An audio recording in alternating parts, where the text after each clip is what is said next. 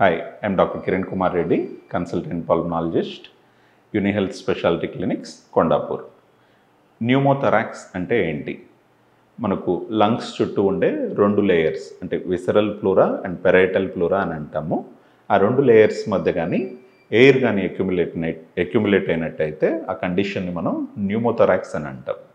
ఈ న్యూమోథరాక్స్ ఎవరిలో వస్తుంది అంటే యూజువల్గా మనకు సిఓపిడి పేషెంట్స్ అంటే ఎంఫెసిమా ఉన్నప్పుడు మనకు ఆ లంగ్స్ స్పాంజ్లా ఉండాల్సినవి బెలూన్ లాగా అయ్యి కొన్నిసార్లు గట్టిగా తగ్గినప్పుడు కానీ ఎక్కువ ఎగ్జర్షన్ చేసినప్పుడు కానీ ఎక్కువ స్ట్రెయిన్కి గురైనప్పుడు కానీ అది రప్చర్ అయ్యి మనకు స్పాంటేనియస్గా న్యూమోథరాక్స్ వచ్చే అవకాశం ఉంటుంది. అంటే ఎయిర్ లీక్ అయ్యి లంగ్స్ చుట్టూ ఎయిర్ చేరి లంగ్స్ మీద అది ప్రెషర్ పెడుతుంది. దీనివల్ల ఏమవుతుంది అంటే మనకు సడన్గా ఛాతీలో నొప్పి రావడం, బాగా ఎక్కువ ఆయాసం రావడం ఇలాంటి లక్షణాలు ఉంటాయి.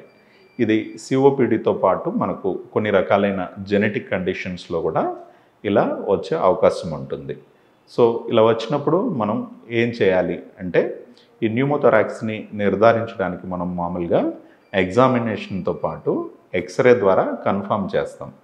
ఒకవేళ ఎయిర్ కానీ ఎక్కువ ఉండి మనకు లంగ్ మీద ప్రెషర్ పడుతుంది, బాగా ఆయాసం ఉంది అన్నప్పుడు మనం చిన్న chest tube, intercostal drain tube అని అంటాం. చెస్ట్ ట్యూబ్ మనం ప్లేస్ చేయడం ద్వారా ఆ మొత్తం ఎయిర్ని మనం బయటికి తీసేస్తే పేషెంట్కి ఇమీడియట్గా రిలీఫ్ వస్తుంది. దాంతోపాటు అసలు ఈ న్యూమోథరాక్స్ అనేది ఎందుకు వచ్చింది అని మనం ఫర్దర్గా ఎవాల్యుయేట్ చేసుకొని ఆ కారణాన్ని బట్టి దానికి తగ్గట్టుగా మనం ట్రీట్మెంట్ తీసుకోవాల్సి ఉంటుంది.